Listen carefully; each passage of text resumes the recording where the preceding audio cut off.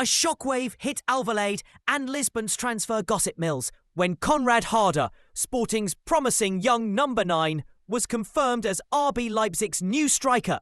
And the headlines that followed were less about goals and more about the quiet, ruthless machinery behind modern transfers.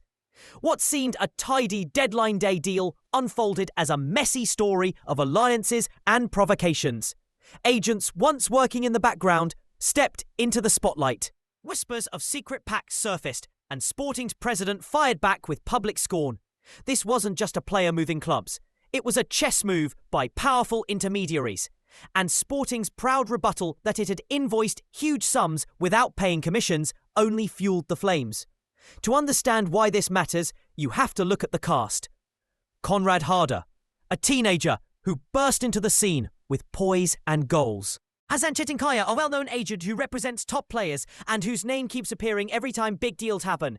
Ibrahim Tosi, another intermediary linked to the negotiation. And Frederico Varandas, the club president who has spent months trying to manage expectations and protect Sporting's balance sheet. According to reporting, the approach to Harder was carefully choreographed across the summer. Offers routed, rejections recorded, and in some cases, clubs publicly linked, then quietly declined. And when Leipzig moved at the deadline, the culmination was more than a transfer fee. It was a statement that those operating in transfer marketplaces can change outcomes even when boards resist. For Sporting, the cost isn't only financial. It's an erosion of control, a public narrative that the club can be nudged into losing a homegrown asset despite its strategy to hold firm on valuations.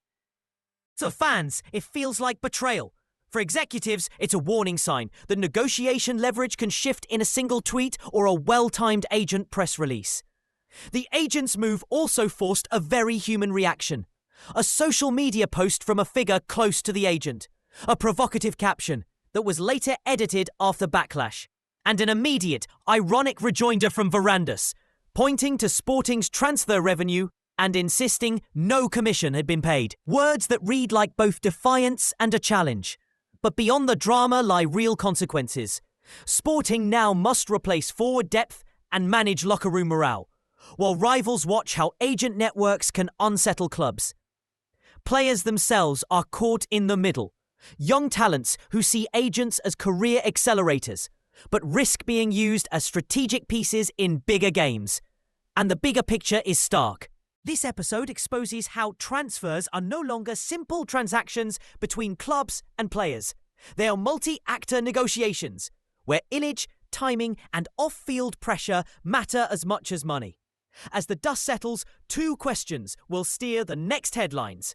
Can Sporting reassert control, rebuild trust with its supporters, and protect future signings from similar interference? And will regulators or leagues push for more transparency around agent roles and fees, when every provocative post can change a club's trajectory? For now, the transfer goes into the books.